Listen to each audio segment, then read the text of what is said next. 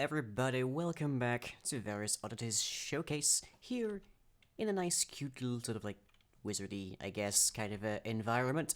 And today I'm going to be talking about the brand new inscribing system. Now, if you do not recall the inscribing system of old, basically we had 4 colors and there was a combination of these 4 colors per spell, randomly selected by the world seed. You could have repeats, you could have all white, you could have 2 white and a green, and all sorts along that line.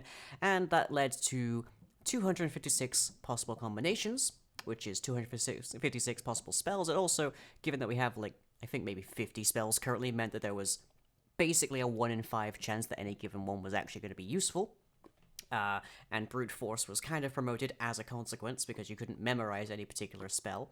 And also, it was functional, but it wasn't very, like, complex or particularly aesthetic, to say the least. So, it has been dramatically, considerably, tremendously improved. So I'm going to talk that through with you guys today. This is going to look like it's very complicated and it's very hard to do at first, but I promise you it's actually a lot easier than it might seem. Just getting that out of the way, because I know this will look scary initially going from what we previously had.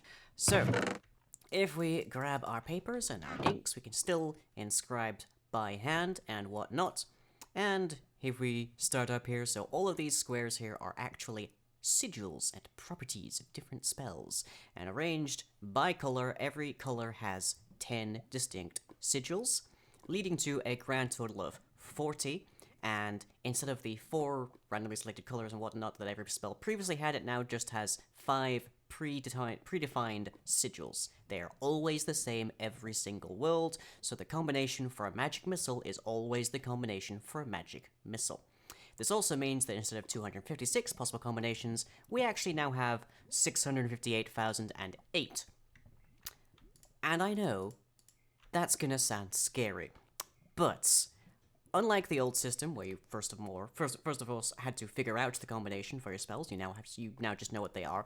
You can also actually quite easily find the spell that you're looking for. So, for instance, if we click on the Earth symbol here, you will see that a fair few of these have now turned off. That is because there is only the spells available that have Earth also have these other properties. So all the spells that don't have Earth in their list of properties are no longer able to be entered, which means every successive one that we click, we are going to get only a spell that we could actually cast. Now, there is also a fair bit of filtering in, like, the way that this is done. So first and foremost, it will never show you a spell that is beyond your current caster level. It will never show you a spell that you don't have enough XP to inscribe.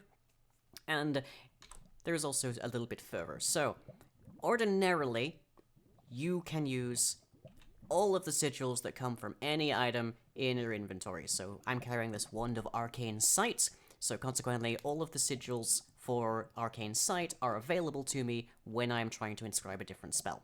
Doesn't have to be Arcane Sight, although of course you can try to inscribe Arcane Sight should you have something that is sufficiently able to craft high-level spells.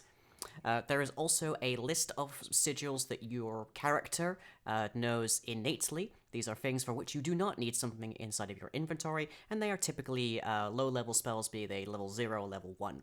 So you don't have access to all of the sigils innately, but you do have access to enough to make a few spells just off the bat.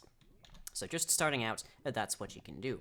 And before, we still have the reference slot here, which in the inscribing table is the Scroll of Scorching Ray. And if we fill that in, we can actually see what the combination is if we have access to those sigils by any means. It does also count the actual Scorching Ray scroll itself when it's doing that calculation. And there's also a little bit of a quality of life, I guess you'd call it, improvement, which is that if we are in creative mode, or we have the Arcane Sight buff from our Arcane Sight, then we can in fact see what the inscribing table is currently referenced to. But anyways, we are currently looking to make a magic missile spell, and I don't remember off the top of my head what that actually combination is, but fortunately I wrote it down. if you make Calligrapher's ink, which is made with a squid ink dye and the usual combination for making the inscribing inks, you can make Calligrapher's ink, and with that and a piece of paper, you can make these sigils quite easily. It's literally just one piece of paper, one Calligrapher's ink equals one sigil in the crafting window by itself creates the next one in the line, and then it wraps around at the end. So you can get to all of the different sigils, and you can put them into item frames like so, and you can just hang them around if you want to make if you want to make things look particularly magic-y. So that would appear to be arrow, force, and I think that's distant, harm, precision. One of the two. Either way, we'll find out as it filters down. So we know it has that one. We know it has that one, and these ones as well.